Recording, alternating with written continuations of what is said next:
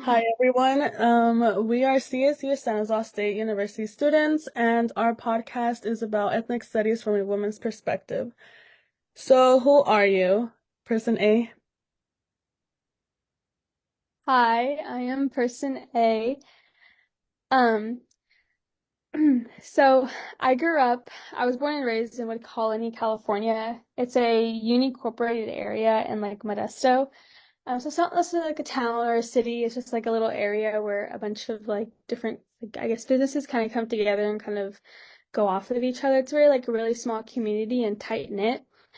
So with that being said, I was surrounded by a lot of ag growing up, and then from that I grew to like fall in love with the land and what the land had to offer, like us, as in like with like food and just resources. Oh, that's awesome. Um, so a little bit about my family.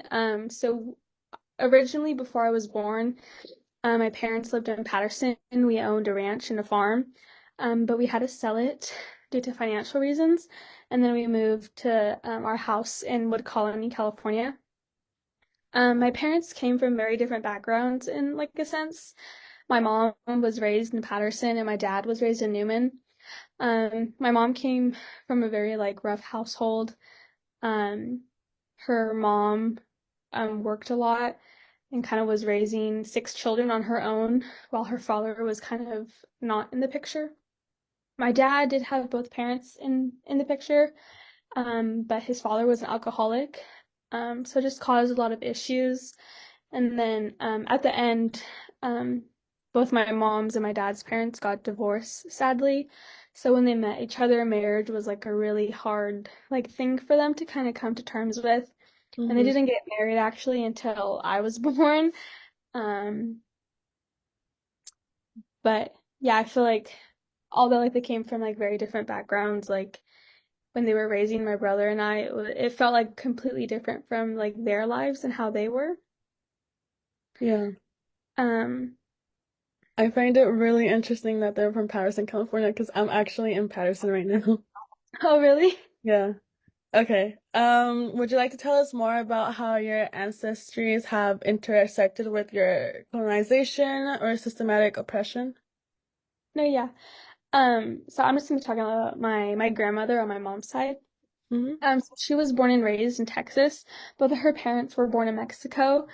And then they came over the border into Texas. She grew up with six siblings.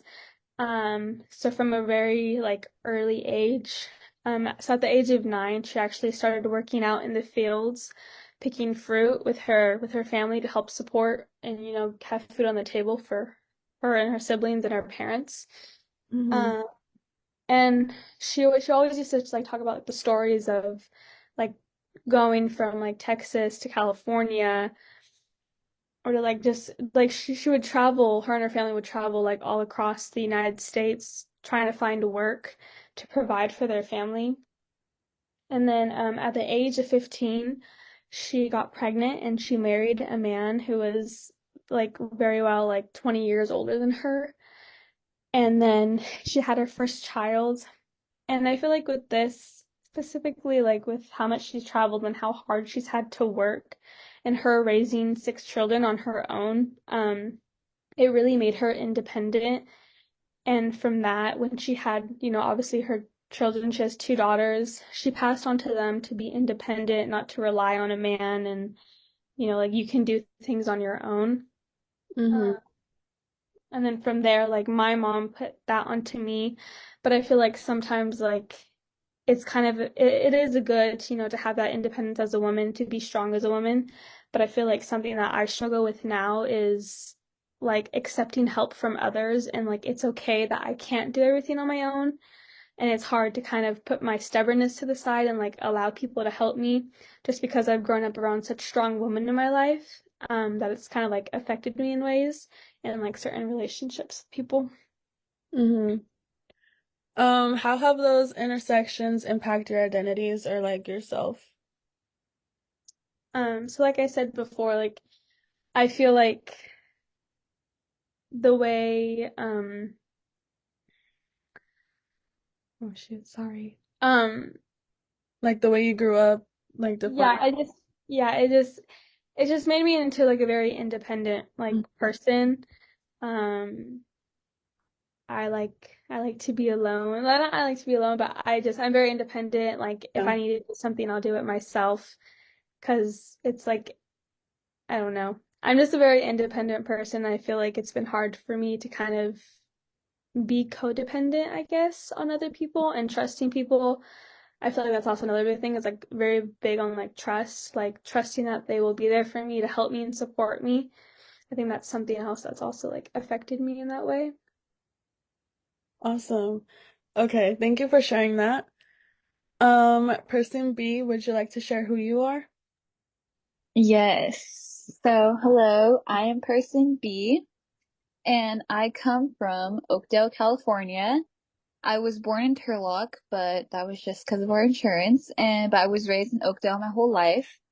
So growing up in a small town in the valley really brought my family together, and we like have had to go from house to house in Oakdale, but my mom ultimately wanted us to stay together no matter the problems that we went through, no matter our financial time hardship at the time. Because when she was younger, she had to move from Bolivia to Venezuela back and forth until she was 15, and then she ultimately ended up in Modesto in her aunt's basement that she had to live with until she was 16. And then my dad, he grew up in San Jose, but his family is originally from Texas, and they were considered Tejanos, which were Mexican Texans. Mm-hmm. And then he went to the army at 18, and when he came back, he met my mom. They worked together at a Walmart, and that's where they met. And then they moved in together and had 3 kids. But my parents have pushed my siblings and I to be like more involved our whole life. So I've done many sports, been a part of many clubs, and now I've taken an interest into healthcare because that's the area that my mom works in. Awesome.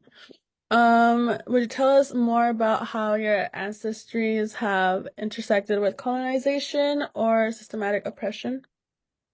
Yeah, of course. So my ancestors on my father's side, they actually went through like the Mexican American Wars. They went through Texas when it was like a Republic of Texas, and they decided to stay in Texas rather than go back to Mexico. But they faced oppression from many whites who moved into Texas once it became a part of the United States and eventually grew to hate their Mexican ancestry. On my mother's side, her family faced problems with the economic crisis in Bolivia. She remembers hearing gunshots from around her neighborhood daily or from robberies right across the street from her grandma's shop that she had. So her mother ultimately ended up sending her to the United States, just herself. So she had to grow up there by herself. But she went there for a better life, and her aunt and her uncle from America helped her out. But unfortunately, they wanted her to assimilate into American culture, so she was forced to stop speaking Spanish at home and stop like really interacting with people within her culture as well, because they just wanted her to be as American as possible. Okay. How have those interactions impact your identities or yourself? Well, for me, the way that like people made my parents, I guess, hate where they came from was Mm, kind of put onto me. So like this hatred of being Hispanic was it was passed on to them. So neither of them, even though they could speak Spanish, neither of them had the desire to teach us, didn't want to learn more about their culture, and really they just wanted us to be American. And as a result, I never learned Spanish and I become very whitewashed and very assimilated into American culture. And my mom, we would still attend like family parties on my mom's side because eventually almost everyone moved to the United States from Bolivia. And so we would enjoy like a lot more Bolivian food, and I grew up to like love it as well. But they both, including my dad, he never like gave up the food that he loved to. Like I grew up eating tostadas and tacos and empanadas, arepas, and more. So I like that about my culture. awesome. Do you have any imagery to represent your culture or your or who you are? I do. It's on our dock. So the imagery I have, my mom recently went to Bolivia again in February, and I went once when I was 2 years old, but I was two, so I don't really remember anything about it. However, I would love to go back. And so I have like a picture of my mom and her in Cochabamba, and it's like a huge city.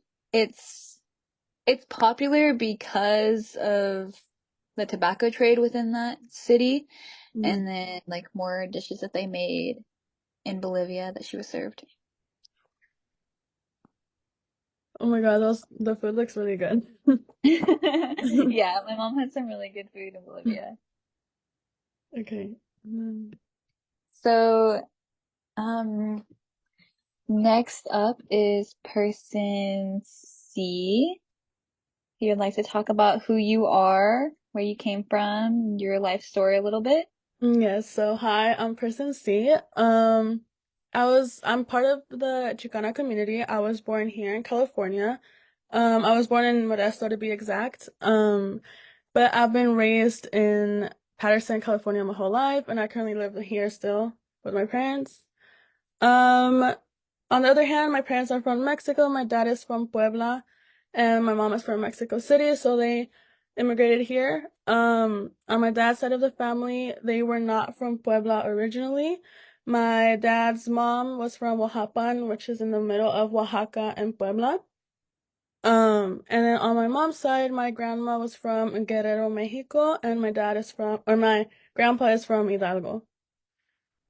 For my mom's side, they eventually met in Mexico City. My grandparents met in Mexico City. Um, and that's how they had a total of 6 kids, including my mom. And then for my dad's side of the family, they met in Puebla. To be exact, it's called Santa Cruz de Jalpa, Puebla, which I go there very often. Mostly every year I go during the summer, but I don't know if I'm going this summer because I'm really busy right now. So yeah, they met in Puebla, and that's where they had a total of 7 kids. But one of them passed away, so then we only have 6 right now.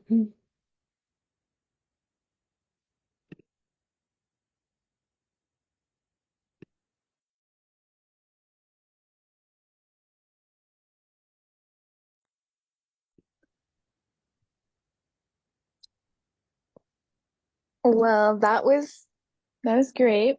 Would you like to tell us like more about the how colonization and suppression has been faced within your family? Yeah, okay. There were many colonization and suppression in Mexico, especially where my grandparents lived. There are many wars, to be exact, wars in Mexico causing prices to rise, which made the economy very bad. So they suffered financially growing up. My parents did as well over there.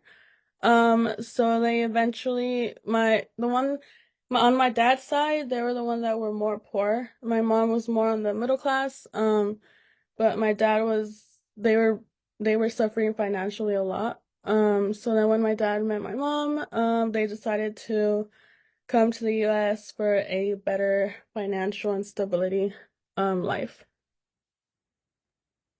That's good to hear. How has that really like affected how your life is today? Okay, so I'm gonna have a little backstory. When my parents met and got married and migrated to the US, they suffered a lot of events, from not eating and drinking daily. My mom was the only woman actually that crossed with that group that they crossed with. She actually told us how she felt alone and really scared. The only person she knew was my dad, obviously, because they were married already. But she was the only woman there. They suffered financially when they got here as well. And years passed, and when I was 3 or 4 years old, my brother had gone to school. He was actually in the high school that's next to our house right now.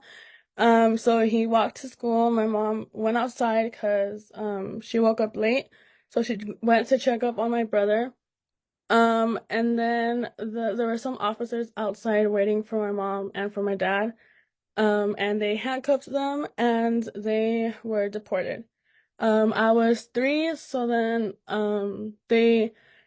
decided to take me, but they actually called one of my uncles and said that I could stay with them for 1 day, and if my parents weren't gonna come back, I was gonna go up for adoption. So these events really shaped me because I saw and heard how much my parents suffered, which made me a better person morally, and made me decide to go into higher education so I could help my parents financially as well. So yeah. Wow, that's a really moving story. I'm glad Yeah. you could share that with us. I loved it. Would you like to talk about the imagery that you have on your dog? Yeah. So I have a picture on the dock. That's the place I usually go to visit. Well, both of them actually. The first one is Santa Cruz de Jalpa. That's in Puebla, and that's the church behind there that we usually go to visit. And then the next place is Mexico City, to be exact. It's called Nesa. So then I go there every year as well. So yeah.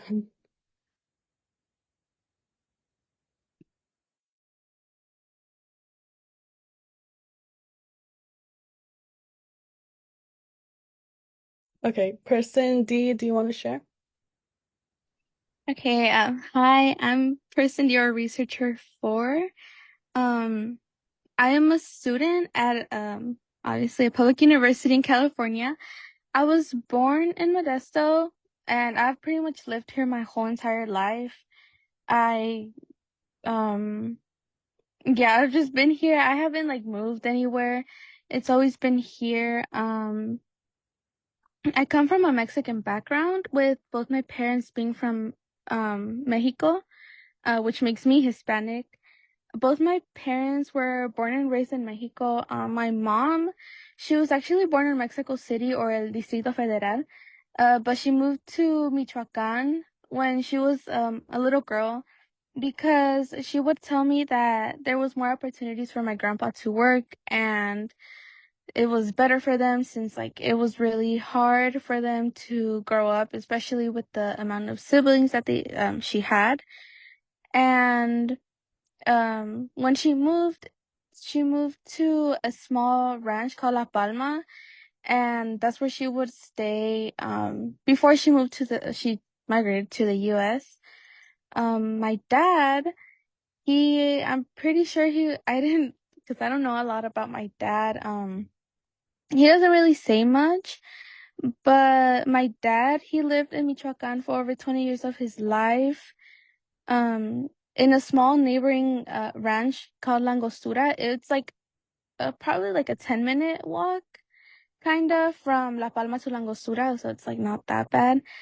And yeah, so there was a small ranch, like a small city there, and that's like where my parents eventually met. But um, to talk a little bit about my childhood was very fun and adventurous for the most part.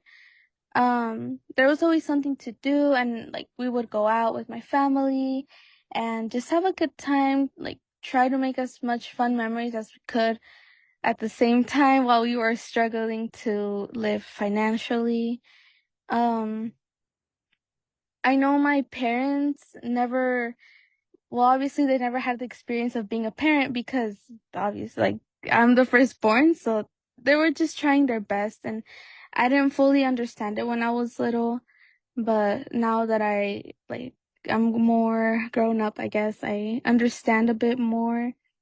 Some things I do remember of being young was when my sister and I would had to wake up at dawn almost every single morning because my parents, they would take us to a family friend that lives close by to take care of us while they worked for long, hot hours in the fields, to be able to provide for us. Um, but when it wasn't all about just work and school, we would like going to parks and rivers and lakes and just places like that where we could have a good time.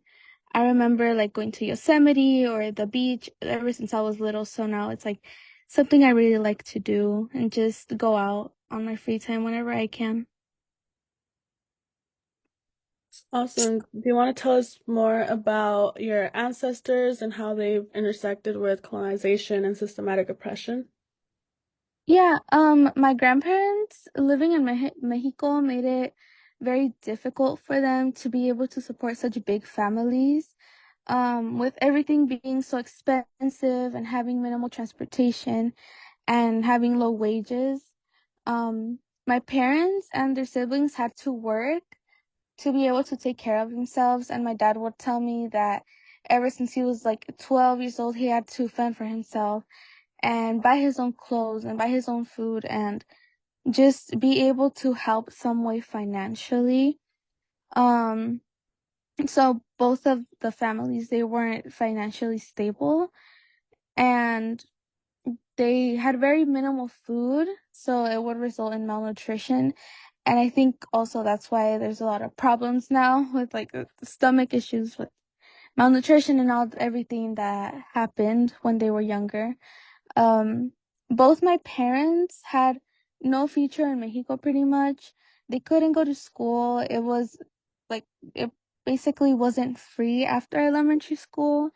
So that's why they also decided to move to the US so they can provide a better future for my sister and I.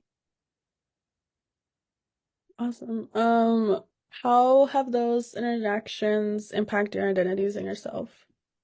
Okay, so my parents and grandparents and everyone before them, coming from poverty made my parents want to like not have to worry about money and having food on the table since that is something that they struggled with. Um, Ever since I was little, I had always wanted to like try my best in school, because I didn't want their sacrifice to go to waste. And I know it was really hard for them to leave their families behind and just start a new life somewhere they had no idea like how it was and what was gonna happen. Um, since elementary school, I was afraid of failing, especially like in middle school and high school. That's where my difficulty started to show. Um, I wasn't getting good grades in some classes and I couldn't retain the information that I was being taught. So it was really difficult for me to like complete some classes in middle school and some in high school. And even now that I'm in college, I found it really difficult to just keep moving on with school. Um, so that shaped me, like not trying to disappoint them. I'm always afraid of receiving a bad grade or just not doing good in anything that I'm doing in life because I don't want to disappoint them or seem like a failure. I just don't want like their sacrifices to go to waste and then be like, oh, we moved over here to give you guys a better life, yet not taking advantage of all that they did. Yeah, I agree with you. I feel you as well. Yeah. Do you have any imagery that shows what you just talked about? So I have two pictures on the dock. It's one from Morelia, which is in Michoacan. It's pretty much just I put the picture there because my parents would tell me like stories of them going there, not too often because of transportation, more for my mom. But it was just like a place where they could go and distract themselves and have a little family time with their sibling, most of their siblings, because their range in age. And the other picture is from Acuicio del Canje, Michoacán. It's a small town. It's like by the ranchos and everything. But yeah, that's pretty much I went there for the first time actually in December. It was really exciting. They would go there just to have fun, get food, groceries, and just have some entertainment, especially during the holidays of the year. Awesome. Okay, person D. Hi, I am Kristen D, and I am a student at the public university in California, and I was born in Fremont, California, but at the age of 3, me and my family moved to where we are now at our great grandma's house out in the countryside due to like the 2008 recession. and my parents had both lost their jobs. And my dad was born in San Francisco, and my mom was born in Lodi. And one of like the main things is I don't speak Spanish. When I was very young, probably like at the age of 4 or 5, I had an only Spanish speaking babysitter. And so I was able to learn some things from her, but my dad never spoke it back to me. So I ended up forgetting. And now I'm personally, I feel like I'm unable to learn about it because I don't, I have a hard time with that. And because of that, I do know my family's a lot more Americanized and slash Westernized because when my dad married my mom, he had to sacrifice a lot of his culture, such as speaking Spanish more often because my mom's white and she doesn't really know any of that or how to do it. But they do try to cook some like cultural food sometimes, whether it be like tostadas or just like getting pupusas for us. And like when my dad was very young, pretty poor. And so when he was growing up, he actually lied to like a job that he was 15, but he was actually 14 to be able to start working. He could get money for him and his family. So on my dad's side, he is Mexican, Salvadorian, and has Spaniard descent and has about 32% of indigenous ancestry, indigenous American ancestry, and located somewhere in Mexico. We don't know a lot because of we don't know a lot, however, because he doesn't talk to his father. He hasn't talked to his biological father since he was very young. And so my mother is also British and Irish and Italian.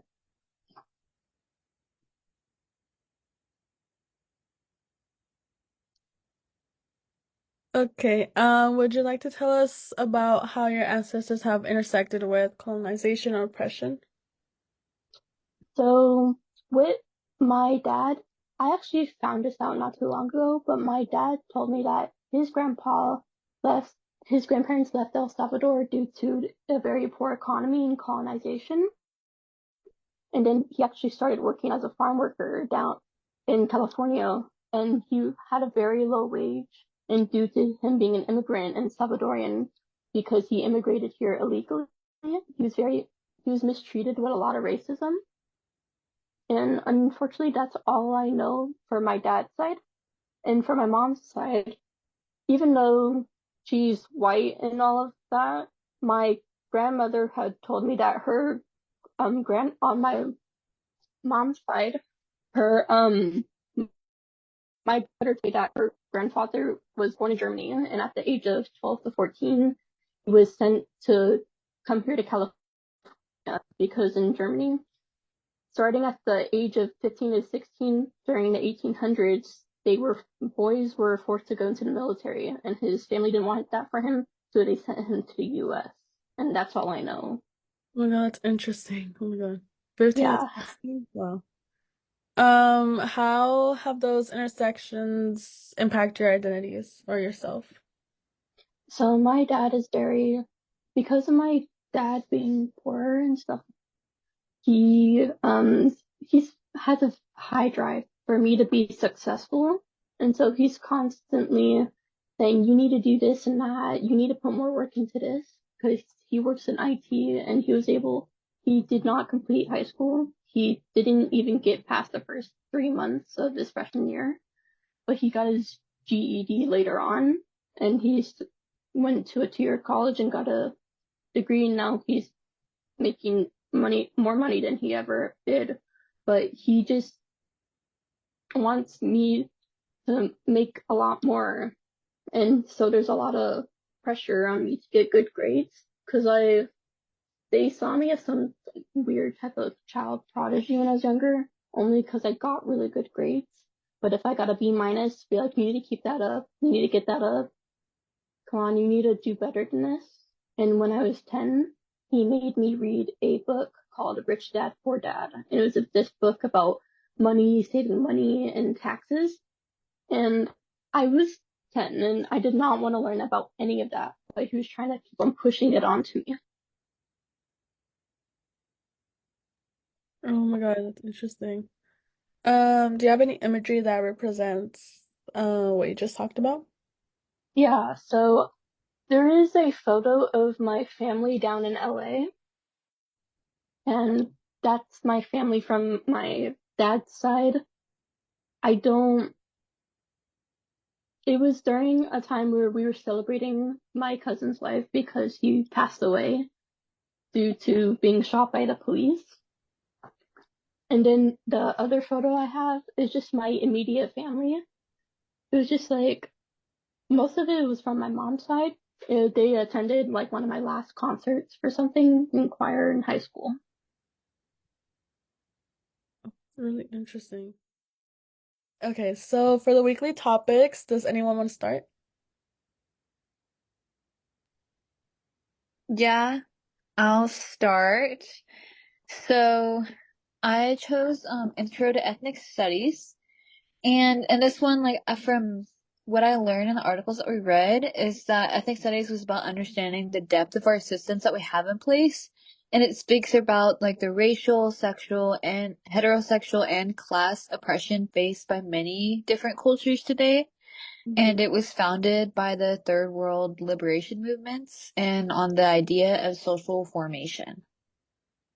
Okay. Did anyone else do Intro to Ethnic Studies? Ethnic Studies, sorry.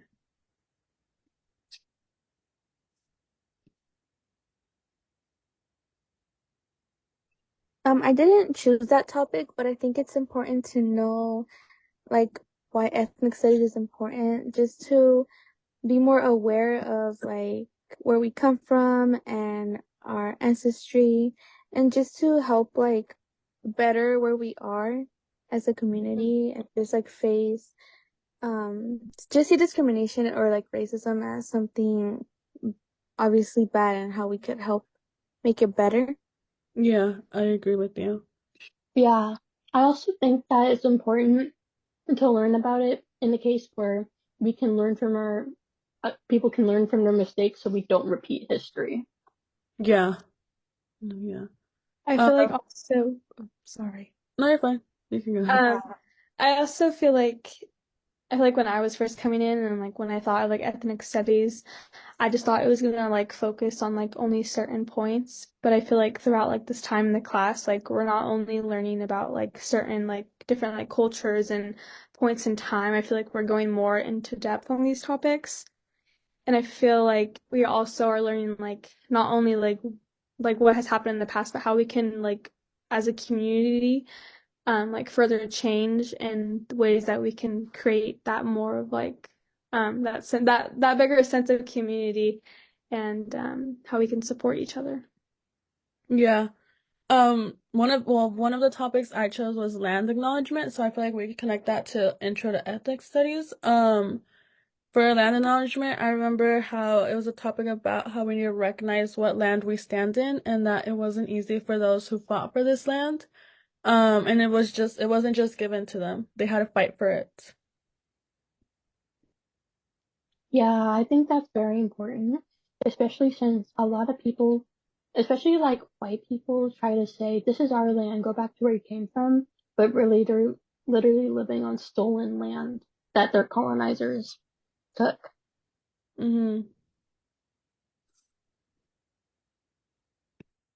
Okay, so one of the topics I chose, which was actually the slam poetry, and I really, when we were learning about the guest poets and how they transferred their emotions into poetry, I found that very inspirational because it could be either about their personal or familial tension or generational trauma, or going to things such as politics, like the genocide in Palestine. And I think it really taught me how I can transfer my feelings onto paper and talk about things that sometimes I may not be comfortable with sharing verbally. And while I did share my poem out to the class, I did feel comfortable, even though I had stage fright, because I got the support from the classmates and the guests. Yeah, I remember you doing that. I found the poems actually very interesting as well. And then I saw that we also, like, most of us picked Chicano Power. Um, what I learned from Chicano Power was that they fought for the voice to be heard. Cesar Chavez was part of this protest and many more. There are certain stereotypes that people have against Chicanos, especially past in the day, like before. There was a stereotype of calling them pochos, and then how they dress. They would usually call them lazy or like cholos and stuff like that. Yeah. Yeah, Oh, I sorry. no, you're good. I actually wrote a little bit about Cesar Chavez too that I noticed in the Chicano Power movement, because he was a pretty prominent leader for, their civil rights and for farmers' rights. And to me, he seemed kind of like a leader in the way that MLK was for the African American community. And another thing that I learned from it was about like the thousands of students that had protest in Eastern LA area, and they were all like arguing for equal rights in schools and for fair teaching. And the whole thing was just a really powerful empowerment movement for the Latino community. Yeah.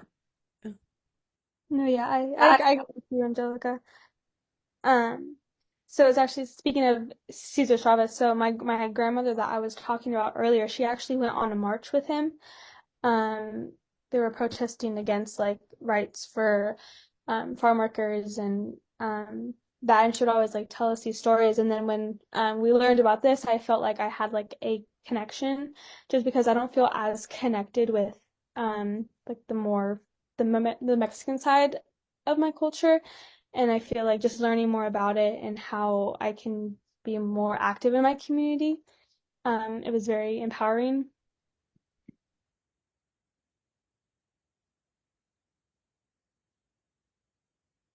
Yeah, so what I wrote about when it came to the Chicano Power movement, I talked about the walkouts in East Los Angeles of the schools and how so many of the students were able to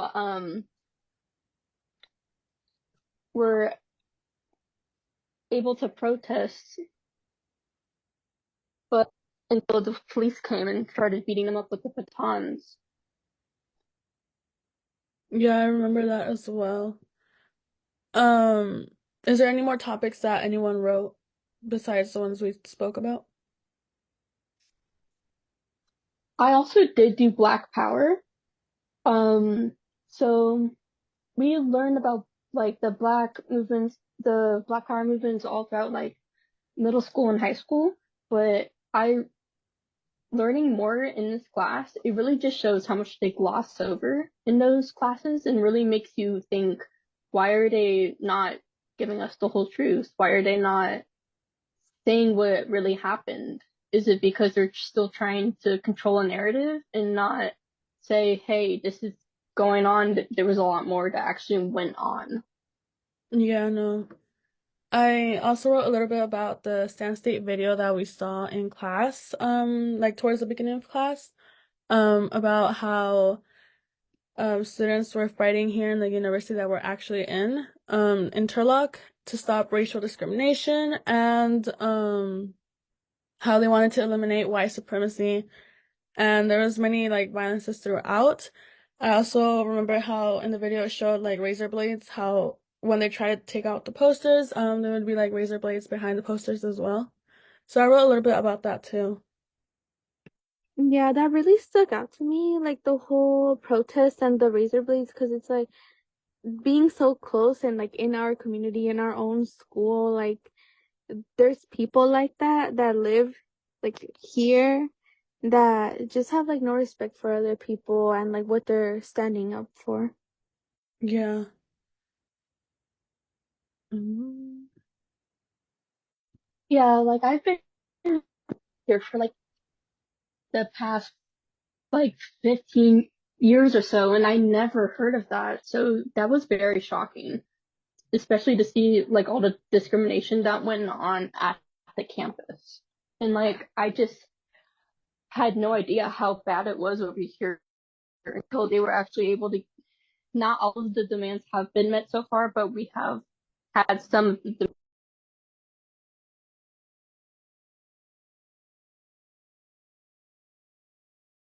Yeah, how can everyone like relate to the Chicano power? Because I know we chose that topic to get like all of us. How can like you relate yourself to that power?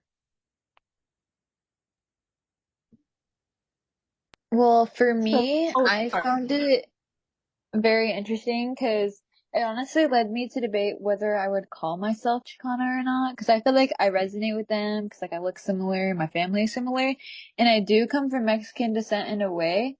So, Mm. but like for me, I'm mixed, and neither of my parents are directly from Mexico, but their struggles, like Chicano struggles, are exactly what my grandparents went through, my dad's side, and what ultimately like led them to move to California and shape who I am today. So I feel like I can resonate with that. Yeah, I agree with you. I feel like I can resonate as well. Not only because most of my cousins and me like dress like Chicanos, but not like the stereotypical kind, but like you could tell that we can resonate with Chicana. Um and yeah. For me, I don't necessarily like have a lot, but I can like resonate with their anger and rage to want to get justice from their injustice. Because I've always, the past couple years, I've gone a lot more into advocation and learning more about different cultures and stuff like that. And it just makes me want to learn more so I can be able to help people if they need it. Yeah. Yeah, like to me, the movement really stuck out to me because although I don't really identify or call myself a Chicana, it just like being Hispanic and seeing their struggles and how they were judged just based on who they were. It's like I appreciate more like what I have because I don't really have to deal with like the struggles that they did and being discriminated and just having like bad conditions to where I'm like being in school and all that. So it's just, I guess it makes me appreciate more like how far they've come to. Yeah, I agree with that. Especially for me, I just realized when I was growing up, I always told my friends that I have a dad who's Hispanic. They're like, no, you're not Hispanic. You're white. You're a white girl. You're Um, not Hispanic at all. And I'm like, no, my dad is Hispanic. And even when they saw my dad, they still said, you're not Hispanic. You're you're white. yeah, I feel like many like that situation happens to a lot of people. So we could get to the point to asking questions. Question I want to ask you guys is what made you guys take this class? So for me at first, it was because of the multicultural requirement, but I also just wanted to learn more. And with the title of the class, Intro to Ethnic Studies, I wanted to learn more of what it was about, since they don't really give you descriptions of what classes will be about. But since I've been in here, I think I've gotten a lot more out of the course than I would have originally thought I would have. Yeah, me too. I took this I class agree. for a GE requirement, but I actually find it very interesting. Yeah, I agree. Because like for me, I took it because I wanted to learn more. Of course, GE, but I want to learn more of my ethnic background and like what the different labels and races mean. Because there's so many out there. And like for me, the fact that my parents come from two completely different areas, it Mhm. often confuses me on how to label myself. So it's like been really cool being able to learn more about myself and about the backgrounds of where I come from. So I've had a few friends that have actually taken this course, and um, I went to during I went to an event that they had to go to, and she asked me if I wanted to go, and I went, and I feel like it was very just eye-opening, and then it kind of made me kind of want to take the class. And then, I mean, of course, it was also to fill a GE requirement, but I feel like just going to that and then going into this course, kind of having like an idea, but then it like blooming into something bigger. I feel like it's been beautiful to see and like how much information that I have learned already, and like just thinking about how much more that we will learn in these like last 2 months in the semester. Yeah, because for me, this class I also took it because it was a requirement, but I didn't really get like what it was about until like now I see that it's just not just like about your history. It's also about others' histories and like what has happened, and it's just really eye-opening to see what you have learned a little bit about, but seeing it more like of a bigger perspective since like I think like oops sorry like another of the researchers said, um, like they just glossed a lot, like over a lot of things. So now just seeing it is just like really nice to see and learn more about it. Yeah, I agree with you.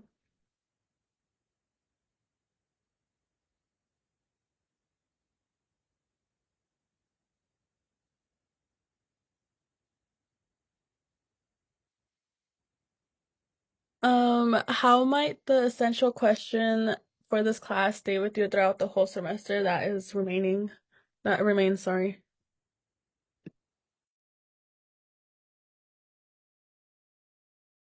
Sorry, repeat it. Sorry. How might the essential question for this class stay with you throughout the whole semester that's left? For me, I think this question is obviously we'll learn more, but it'll become more clear to us near the end of the semester. Like at the beginning of the semester, we didn't really know what to write when we were talking about the essential question and how we relate to the ethnic studies thing. But now, when we're approaching the end of the semester, I think we'll finally be able to answer it in a way that will be like satisfactory. Yeah, I agree. Because honestly, I was able to learn more about like land acknowledgement in this class, which I didn't realize how big it really was. And so it's really helped me understand like what ethnic studies is really in relationship to the United States, because it makes up what the United States is today. Yes, I agree with both of you research people. I also didn't know what to write at the beginning. I feel like we all didn't know what to write at the beginning with the essential question.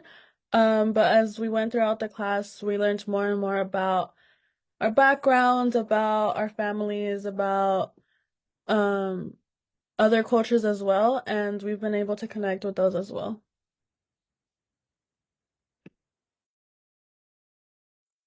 I feel like too, the weekly topic presentations that we've been doing have added like a lot of value in that and like helping us in figuring out what to write. Like I feel like the first question, like who am I? Like I feel like that's such a broad question, but I feel like as like we've learned more in the weekly topic presentations and the more that we see, I feel like it'll just add more to our answer in the end.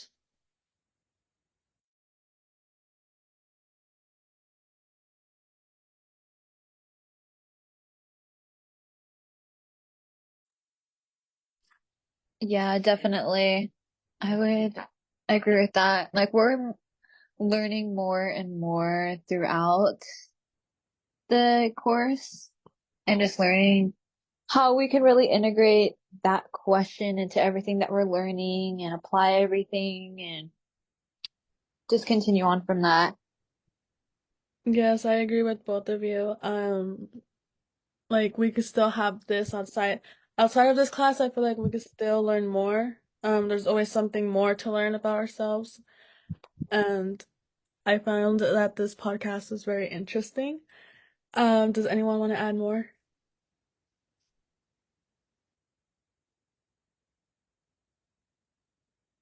No, I think we're pretty good. We covered everything that we needed to. Okay. Yeah, it was great learning about you guys. You too. Yeah. Thank you everyone for listening to the podcast. And thank you.